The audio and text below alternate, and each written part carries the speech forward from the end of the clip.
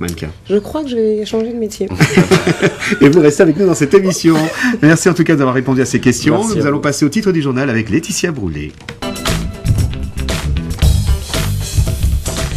Laetitia Brûlé qui a eu l'occasion d'arpenter les scènes Elle a l'air étonnée. dans une ancienne vie. Ah bon? Attention parce qu'il sait tout et des fois il Moi je sais tout sur vous, les filles. C'est ce qu'on appelle une croyandise. Voilà, une croyandise. En tout cas, nous quittons le domaine du glamour ce soir dans le journal, puisqu'on commence avec cette découverte macabre tout d'abord. Oui, le corps sans vie d'une femme de 39 ans a été retrouvé dans le coffre d'une voiture. Elle a été découverte dans un quartier résidentiel au domaine de Dorville à Bémao.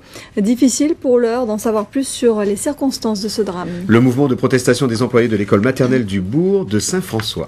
Des salariés ATSEM chargés donc d'aider les professeurs dans leurs tâches au quotidien qui dénoncent l'attitude d'un professeur stagiaire qui aurait giflé une ATSEM. Elles ont exercé leur droit de retrait ce matin pour exiger notamment le départ du professeur et elles ont obtenu gain de cause. Et puis à Marie-Galante, cette table ronde autour de la filière canne. Décidément, la filière canne à Marie-Galante. Hein. Très attendue par les acteurs du secteur et les élus, mais qui ce soir n'avait toujours pas abouti à un déblocage de la crise. On attend un protocole d'accord qui pourrait acter un démarrage de la campagne sucrière. Alors, ampoule ou bougie, c'était la question du jour. Et finalement, les bougies sont restées éteintes. Les agents d'EDF ont entamé leur mouvement de grève comme annoncé, mais il n'y a pas eu de perturbations sur le réseau. 11% de grévistes aujourd'hui, mais la situation pourrait évoluer et des délestages ne sont pas à exclure demain. Ça veut dire qu'il faudrait quand même prévoir quelques bougies. Petite boîte. On va parler de la nation d'habitat, de la nation d'habitat indigne ce soir. La notion, oui. C'est moi qui ai mal écrit.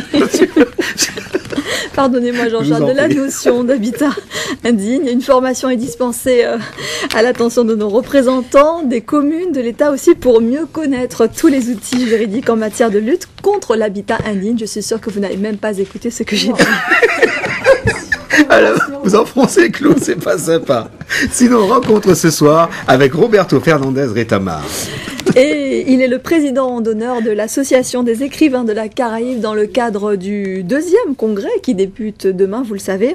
La création littéraire caribéenne est au centre de ce colloque où l'on attend plus d'une 50aine d'auteurs. Et puis enfin, on parlera du Terra Festival qui a débuté ce week-end. Et notre invitée sera la présidente du Terra Festival, Martine Sornet.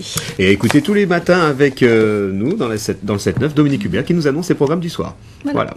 C'est en radio que ça se passe. Merci beaucoup Laetitia, développement à 19h30. Oui, comme chaque soir. Ah, voilà, à tout à l'heure.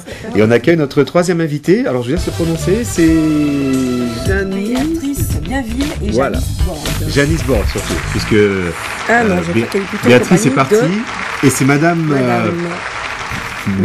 Le professeur. Oui, vous pouvez parler, hein, Madame Birman. Oui, Madame Birman. Voilà, c'est pas Birman, c'est Birman. Hein.